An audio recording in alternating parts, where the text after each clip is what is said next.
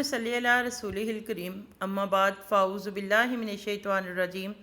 بسم اللہ الرحمن الرحیم۔ ڈیئر اسٹوڈنٹس، آج ہمارا ٹاپک ہے سورۃ الانفال۔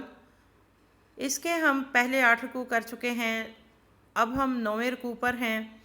اور آیت نمبر 67 آج ہم یہاں سے سٹارٹ کریں گے۔ سب سے پہلے آپ اس کی ریسیٹیشن سنیں اور اس کے بعد اس کا ترجمہ میں آپ سے ڈسکس کرتی ہوں۔ نبي أن يكون له أسرى حتى يثخن في الأرض تريدون عرض الدنيا والله يريد الآخرة والله عزيز حكيم۔ نبی صلی اللہ علیہ وآلہ وسلم کے ہاتھ میں قیدی نہیں چاہیے جب تک کہ وہ ملک میں اچھی خون ریزی کی جنگ نہ ہو جائے۔ تم تو دنیا کے مال کو چاہتے ہو اور اللہ کا ارادہ آخرت کا ہے، اور اللہ زوراور با حکمت ہے۔ بچوں، اس آیت کریمہ میں اللہ سبحانہ تعالیٰ مسلمانوں کو، نبی پاک صلی اللہ علیہ وآلہ وسلم کو ارشاد فرما رہے ہیں، کیونکہ اس جنگ میں، بدر کی جنگ میں 70 کافر مارے گئے تھے اور 70 ہی قیدی بنا لیے گئے تھے۔ یہ کفر و اسلام کا جو چونکہ پہلا مارکہ تھا، اس لیے قیدیوں کے بارے میں کہا گیا ہے یہ طرز عمل اختیار کرنے کے لیے۔ ان کے احکام اگر پوری طرح واضح نہیں ہوئے تھے، چنانچہ نبی پاک صلی اللہ علیہ وآلہ وسلم نے ان 70 قیدیوں کے بارے میں مشورہ کیا، ان کو قتل کر دیا جائے یا فدیہ لے کر چھوڑ دیا جائے۔ صحابہ کرام نے مختلف مشورے دیے۔ مشورے میں حضرت عمر رضی اللہ تعالیٰ عنہ نے مشورہ دیا کہ کفر کی قوت و شوکت توڑنے کے لیے ضروری ہے کہ ان قیدیوں کو قتل کر دیا جائے۔ ٹھیک ہے، یہ حضرت عمر نے مشورہ دیا تھا بچوں، کیونکہ یہ کفر اور کافروں کے سرگنے ہیں۔ کیونکہ یہ سب سے زیادہ طاقتور تھے، وہ مکہ میں بڑے باروب سمجھے جاتے تھے جو لوگ قیدی بنے تھے۔ یہ آزاد ہو کر اسلام اور مسلمانوں کے خلاف زیادہ سازشیں کریں گے۔ ان کی بات بھی صحیح تھی حضرت عمر کی، کہ اگر یہ نکل گئے یہاں سے، ہمارے ہاتھ سے نکل گئے، اگر ہم نے ان کو فدیہ لے کے چھوڑ دیا، یعنی پیسے لے کر چھوڑ دیا، تو پھر یہ ہمارے ہاتھ نہیں آئیں گے۔ جبکہ حضرت ابوبکر رضی اللہ تعالیٰ عنہ کی رائے میں اس کے بالکل برعکس تھی کہ فدیہ لے کر انہیں چھوڑ دیا جائے، یعنی ان کو مال لے لیا جائے ان سے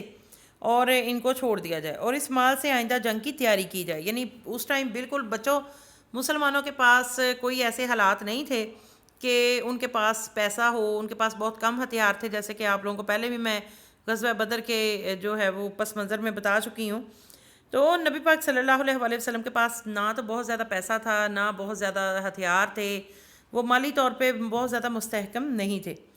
نبی پاک صلی اللہ علیہ وآلہ وسلم نے بھی اس رائے کو پسند فرمایا کہ جس پر اللہ کی طرف سے عتاب نازل ہوا، یعنی اللہ تعالیٰ کو یہ مشورہ پسند نہیں، یعنی یہ رائے پسند نہیں آئی، کہ اللہ تعالیٰ نے پھر یہاں پہ یہ فرما دیا کہ اے مسلمانوں، تم نے نبی پاک صلی اللہ علیہ وآلہ وسلم نے یعنی جوان قیدیوں سے کچھ لے کر چھوڑ دینے کا مشورہ دیا، یہ بیجا تھا، کیونکہ نبی پاک صلی اللہ علیہ وسلم کی شان کے لائق نہیں ہے کہ وہ ان کے قیدی باقی رہیں، بلکہ قتل کر دیے جائیں۔ اللہ تعالیٰ نے فرمایا کہ میں نہیں چاہتا تھا کہ یہ قیدی باقی رہیں، ان کو قتل کر دیا جاتا، جبکہ وہ زمین میں اچھی طرح کفار کی خون ریزی نہ کر لیں، کیونکہ جہاد کی اصلی غرض جو تھی وہ فساد تھا، اور جہاد اس لیے بھی کیا جائے کہ جس سے شوکت کفار کی ٹوٹ جائے، یعنی ان کی شان و شوکت ختم ہو جائے، اور یہ بات بغیر جہاد ممکن نہیں تھی۔ اس نوبت سے پہلے ہی قیدیوں کو زندہ چھوڑ دینا آپ کی شان کے مطابق نہیں تھا، البتہ جب ایسی قوت ہو جائے پھر قتل ضروری نہیں، بلکہ وہ اور صورتیں بھی مشروع ہیں۔ یعنی اللہ تعالیٰ نے یہ کہا کہ اگر ابھی تو یہ صورتحال تھی کہ لوگ آپ کے بہت زیادہ خلاف تھے، نبی پاک صلی اللہ علیہ وآلہ وسلم کے بھی خلاف تھے اور اسلام کے بھی خلاف تھے، تو یہ ان کا صرف یہی بنتا تھا کہ وہ ان کو کافروں کو، وہ جو ان کے آ گئے تھے،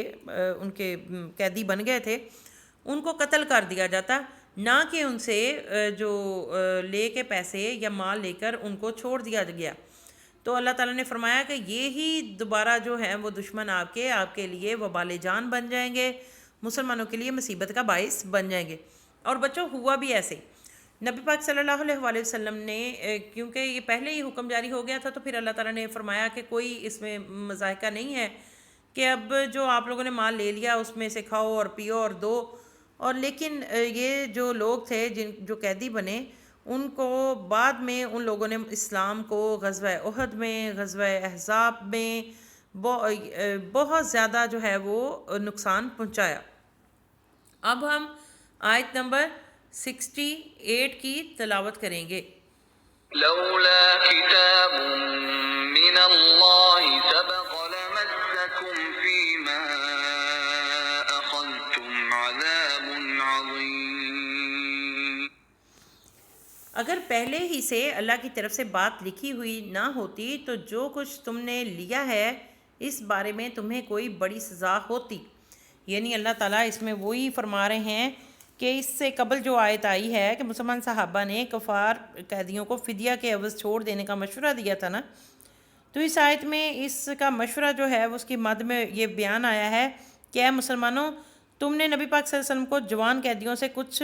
لے کر چھوڑ دینے کا مشورہ دیا، یہ بے جا تھا۔ یعنی اللہ تعالیٰ نے تنبیہ کی ہوئی ہے، اب تنبیہ کی جا رہی ہے کہ جو امر تم نے اختیار کیا ہے اس کے بارے میں تم پر کوئی بڑی سزا واقع نہیں ہوگی، کیونکہ کوئی فساد نہ ہوا اور اتفاقاً تمہارا مشورہ صحیح نکلا، اس لیے تم سزا سے بچ گئے، لیکن ہم نے اس فدیہ کو مباح کر دیا، یعنی تمہارے لیے صحیح ثابت کر دیا۔ قیدیوں سے فدیہ لے کر آزاد کرنے یا مال غنیمت جمع کرنے پر جو عتاب نازل ہوا، یعنی جو سزا آپ کو دی جانی تھی اور عذاب الہی سے ڈرایا گیا، مگر پھر معافی دے دی گئی ہے۔ اللہ تعالیٰ نے اس میں یہی فرمایا ہے بچوں کہ اب آپ لوگوں کو اس امر کی یعنی اس کام کی معافی مل گئی ہے، اس لیے آپ پر اس کا کوئی گناہ نہیں ہوگا۔